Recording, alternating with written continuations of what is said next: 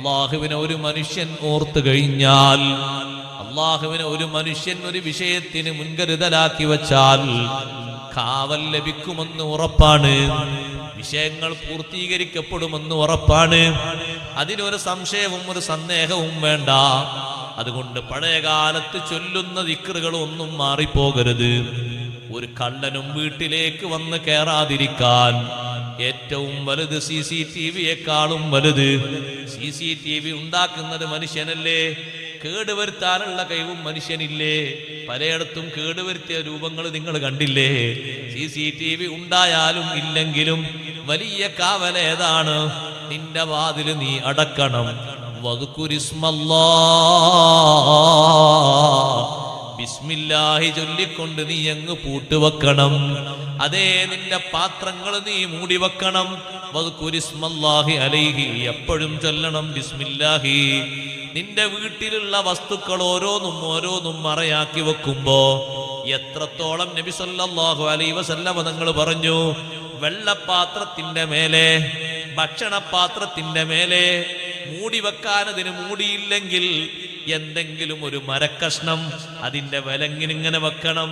പഴയകാലത്ത് ഉമ്മമാര് പറയാറില്ലേ, ആ വെള്ളക്കുടുക്കയുടെ മുകളിലേക്ക് ആ പലക എടുത്ത് വെക്കണം, ആ മുട്ടിയെടുത്ത് വെക്കണമെന്ന് മക്കളോട് പറയാറില്ലേ? ഈ മുട്ടിയെടുത്ത് മേലെ മറയാക്കി വെക്കുമ്പോഴും ചൊല്ലണം ബിസ്മില്ലാ. വിരിപ്പിലേക്ക് നീ കിടക്കാൻ, നിന്റെ ശരീരം വെക്കാൻ ഉദ്ദേശിക്കുമ്പോഴും ബിസ്മില്ലാഹിർ റഹ്മാനിർ റഹീം. അത്ര വലിയ കാവല് വേറെ ഇല്ല. നേരം വെളുത്ത് നീ വാതിൽ തുറക്കാൻ പോകാൻ, വാതിൽ തുറക്കുമ്പോഴും ചൊല്ലണം ബിസ്മില്ലാഹിർ റഹ്മാനിർ റഹീം. ദിക്ർ നിസാരമായി കാണരുത്. ഏറ്റവും വലിയ കാവലും ഏറ്റവും വലിയ സംരക്ഷണവും ഏറ്റവും വലിയ സഹായവും അതിലൂടെയാണ് ഉണ്ടാകുന്നത്.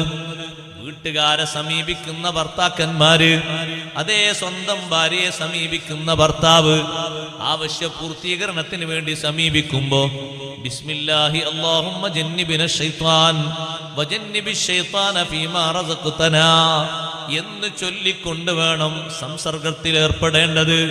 എന്തിനാ നബി സല്ലല്ലാഹു അലൈഹി വസല്ലം അങ്ങനെ പറഞ്ഞത്? ഫഇൻ ഖുദിയ ബൈനഹുമാ വലദുൻ, അവരുടെ ആ ബന്ധത്തിൽ ഒരു കുട്ടിയെ അല്ലാഹു കൊടുക്കാൻ നിശ്ചയിച്ചു കഴിഞ്ഞാൽ ലം യളുറഹു ശൈത്വാനു അബദാ. അല്ലാഹുവിന്റെ മേൽവിലാസത്തിലല്ലേ, ബന്ധം പുലർത്തുന്ന സമയത്ത് ദിക്ർ ചൊല്ലിയിട്ടല്ലേ ബന്ധം പുലർത്തിയത്? അല്ലാഹുവിനോടല്ലേ ദുആ ചെയ്തത്?